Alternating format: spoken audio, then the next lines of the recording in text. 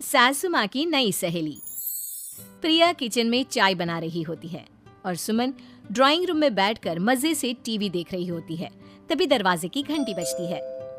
प्रिया, जरा देखना तो कौन आया है। देखती हूँ मम्मी जी।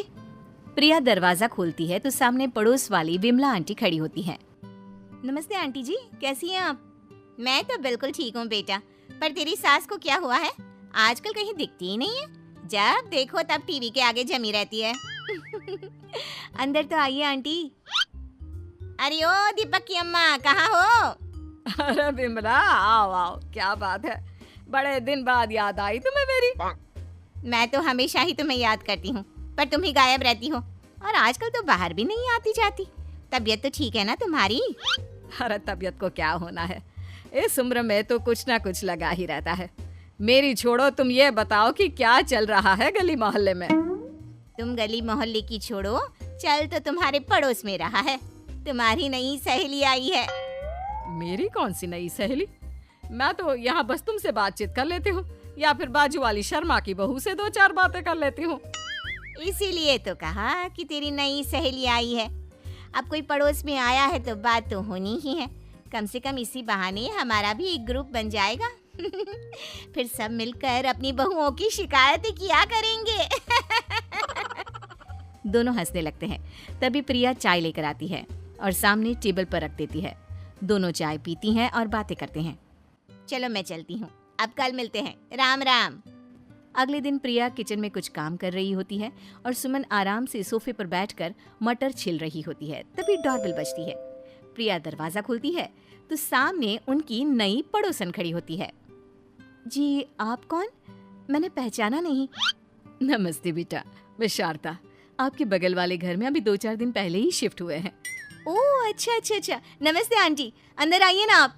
देखिए तो मम्मी जी, आज कौन आया है। इतना कहकर प्रिया किचन में चाय बनाने चली जाती है।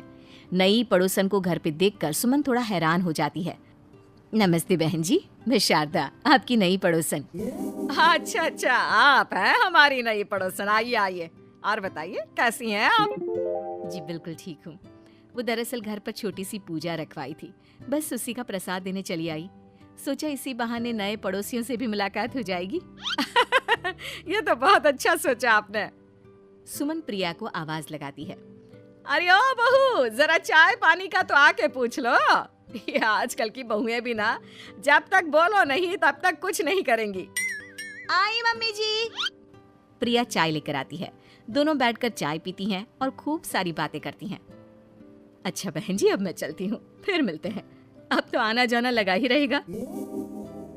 शारदा के जाने के बाद प्रिया किचन से बाहर आती है। क्या बात है मम्मी जी, आप दोनों को देखकर तो लगा ही नहीं कि पहली बार मिल रही हो।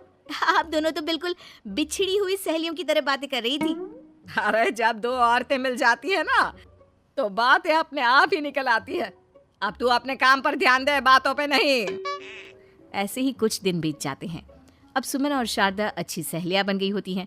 दोनों एक साथ मंदिर जाती, मार्केट जाती और कभी कभी तो विमला भी इनके साथ मिलकर खूब हंसी ठिठोली करती। एक शाम तीनों बैठकर सुमन के घर पर चाय पी रही होती हैं कि तभी बहुत तेज बारिश शुरू हो जाती है। सुमन जोर से प्रिया को आवाज लगाती है। प्रिया, ओ प्रिया, देख कितनी तेज बारिश हो रही है। जाके छत से सारे कपड़े ले आ, नहीं तो सब भीग जाएंगे। सुमन 2 बार आवाज लगाती है लेकिन प्रिया का कोई जवाब नहीं आता। शायद प्रिया कुछ काम कर रही है, इसीलिए कुछ जवाब नहीं दे रही। अरे काहे का काम, आराम फरमा रही होगी महारानी। तभी प्रिया बीमार हालत में अपने कमरे से बाहर निकलती है। हाँ मम्मी जी, क्या हुआ? मेरी तबीयत थोड़ी ठीक नहीं है ना, इसलिए आग लग गई।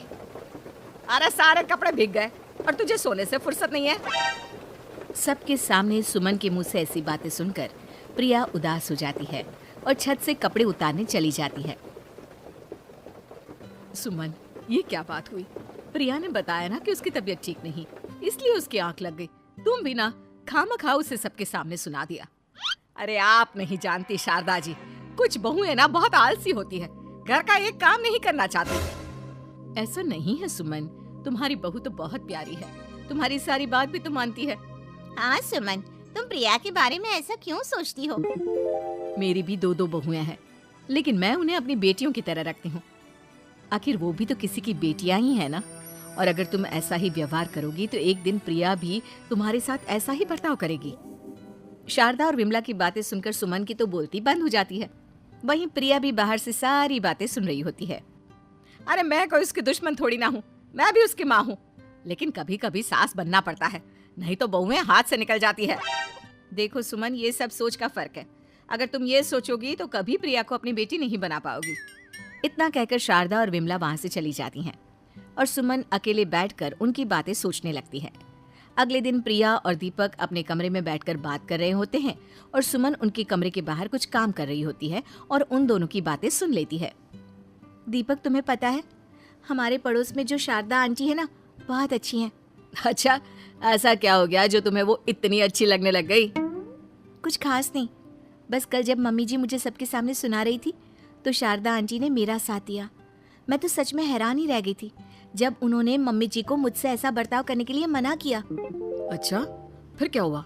होना क्या था, शारदा आंटी तो मम्मी जी को समझा ही रही थी कि बहू को भी बेटी की तरह ही रखना चाहिए। लेकिन मम्मी जी तो मम्मी जी है ना, उन्हें तो मुझ में हमेशा कमी ही दिखती है।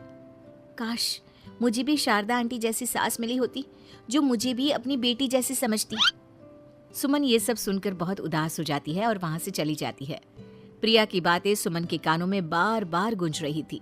उसे बहुत शर्मिंदगी महसूस हो रही थी कि उसने प्रिया के साथ बहुत गलत किया है।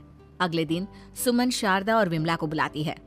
क्या बात है सुमन, आज तूने ऐसे अचानक क्यों बुलाया? सब ठीक तो है ना? हाँ हाँ, सब ठीक है, तुम दोनों बैठो तो सही। तब तक दीपक और उसके पापा भी आ जाते हैं। प्रिया, तुम भी आ जाओ। क्या हुआ मम्मी जी, आपने बुलाया? हाँ प्रिया बेटा, मैं आज सबके सामने तुमसे माफी मांगना चाहती हूँ। मैंने आज तक तुम्हारे साथ बहुत बुरा व्यवहार किया है, लेकिन तुमने कभी भी मेरे साथ बुरा बर्ताव नहीं किया। मुझे अपनी गलती का एहसास हो गया है, हो सके तो मुझे माफ कर देना। प्रिया अपनी सास की बातें सुनकर हैरान हो जाती है। उसकी आंखों में आंसू आ जाते हैं। प्लीज मम्मी जी, आप मुझसे माफी मत मांगिए, मैं भी आपकी बेटी ही हूँ। वैसे एक थैंक यू तो मेरी नई सहेली को भी बनता है, जिसकी वजह से मुझे मेरी गलती का एहसास हुआ।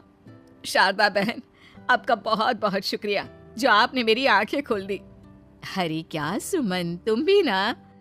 तो फिर इसी बात पर चाय और पकोड़े हो जाए। हाँ हाँ, क्यों नहीं।